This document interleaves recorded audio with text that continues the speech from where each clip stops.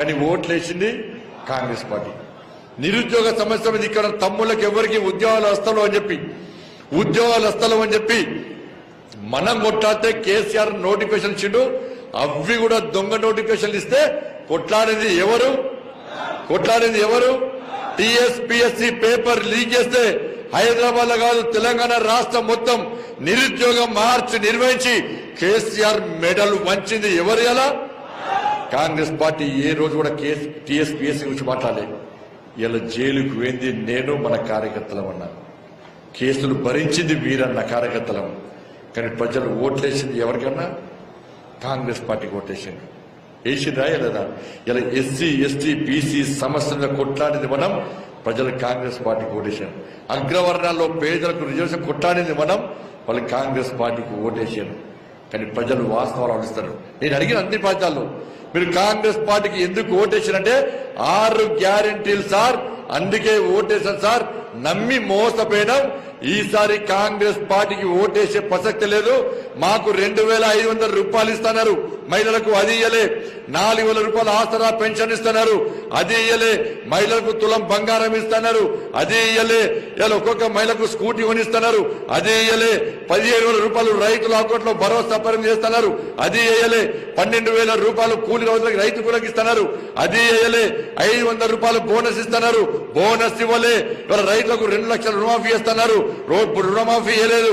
తరుగుతాలు తేమ లేకుండా పంట కొంటున్నారు, అది కొనలే. 5 లక్షల రూపాయలు ఇల్లు జాగా లేని వాళ్ళకి ఇస్తున్నారు, అది ఇయ్యలే. 5 లక్షల రూపాయలు విద్యార్థి భరోసా కార్డు ఇస్తున్నారు, అది ఇయ్యలే. ఫీజు రీఎంబర్స్మెంట్ బకాయిలు చెల్లిస్తున్నారు, అది చెల్లించలే. ఇలా ఆరోగ్యశ్రీ బకాయిలు చెల్లిస్తున్నారు, అది చెల్లించలే. ఏమి ఇయ్యని కాంగ్రెస్ పార్టీకి ఏ విధంగా ఓట్లు వేస్తామని చెప్పి ఇలా ప్రజలు ప్రశ్నిస్తున్నారు. కాబట్టి సాక్షాత్తు రాష్ట్ర ముఖ్యమంత్రి ప్రజల దృష్టి మళ్లించడానికి ప్రజల దృష్టి మొత్తం గాడిది గుడ్డు మీదకి తీసుకొస్తున్న విషయాన్ని ఒక్కసారి గుర్తుంచుకోవాలి. కాబట్టి దయచేసి ఆలోచించండి. అన్నమయ్య గారు అనేక విషయాలు మాట్లాడారు కాబట్టి వారు కూడా సమయం అవుతుంది. కాబట్టి మేము ఒకటే రిక్వెస్ట్ చేస్తున్నా, కాంగ్రెస్ పార్టీ సోషల్ మీడియా ద్వారా భారతీయ జనతా పార్టీ మీద గాని, నరేంద్ర మోడీ గారి మీద గాని, అమిత్ షా గారి మీద గాని, మా మీద గాని చేస్తున్న తప్పుడు ప్రచారాన్ని ఇలా తిప్పికొట్టి ప్రజలకు వాస్తవ విషయాలు వివరించాల్సి వస్తుంది. ఇలా కాంగ్రెస్ పార్టీ సమాజం చెప్పాలి. ధరలు పెంచినమంటున్న కాంగ్రెస్ పార్టీ హయాంలో పెట్రోల్ ధర ఎంతనో ఇలా తెలంగాణ రాష్ట్ర ప్రజలకు వివరించాలి. ఇవాళ తెలంగాణ రాష్ట్రం ప్రజలకు వాస్తవాలు చేస్తుంది. ఇలా కాంగ్రెస్ పార్టీ అవినీతి పార్టీ. 12 సంవత్సరాల్లో 10 సంవత్సరాల కాంగ్రెస్ పార్టీ పాలనలో గతంలో 12 లక్షల కోట్ల స్కామ్ జరిగింది కాంగ్రెస్ పార్టీ హయాంలో. అన్ని స్కామ్లే. కానీ 10 సంవత్సరాల నరేంద్ర మోడీ పాలనలో ఒక్క స్కామ్ కూడా జరగలే.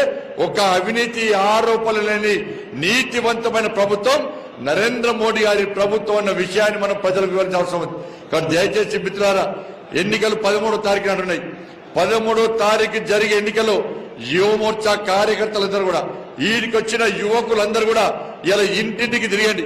ఎందుకంటే రేపు 6 గ్యారెంటీల విషయంలో కొట్లాడేది మనమే, మళ్ళా జైలుకు పోవాల్సింది మనమే, కేసులకు భరించాల్సింది మనమే. అందుకే కరీంనగర్ ప్రజలందరూ కూడా మాకు ప్రశ్నించే గొంతు కావాలి, మా కోసం కొట్లాడే నాయకుడు కావాలి, మా గురించి మాకు అండగా ఉండే, మాకు భరోసా ఉండేటువంటి నాయకుడు కావాలని చెప్పి వాళ్ళ కరీంనగర్ పార్లమెంట్ ప్రజలు ఆలోచిస్తున్నారు. కాబట్టి 109 కేసులు భరించి 2 సార్లు జైలుకు పోయినా ఇలా బండి సంజయ్ గురించి, నరేంద్ర మోడీ గారి గురించి ప్రజలు ఆలోచిస్తున్నారు. కాబట్టి ఇలా భారీ మెజార్టీతో గెలుస్తామన్న విశ్వాసం, నమ్మకం మనకు ఏర్పడేది. 2 అభ్యర్థులు వస్తున్నారు నాతో పాటు. ఇలా బీఆర్ఎస్ పార్టీ అభ్యర్థి మీకు తెలుసా? ఎవరికన్నా గతంలో ఎప్పుడన్నా వచ్చింది? ఆయన పక్కా నాన్ లోకల్. ఇలా కాంగ్రెస్ పార్టీ అభ్యర్థి లోకలా నాన్ లోకలా ఆయనకు తెలియదు, మనకు తెలియదు. కాబట్టి మన కాంగ్రెస్ పార్టీ బీఆర్ఎస్ పార్టీ నాయకుల కార్యకర్తలకు వ్యతిరేకం కాదు. ఇవాళ కరీంనగర్ పార్లమెంట్ లో ఒక విచిత్రమైన పరిస్థితి ఉన్నది.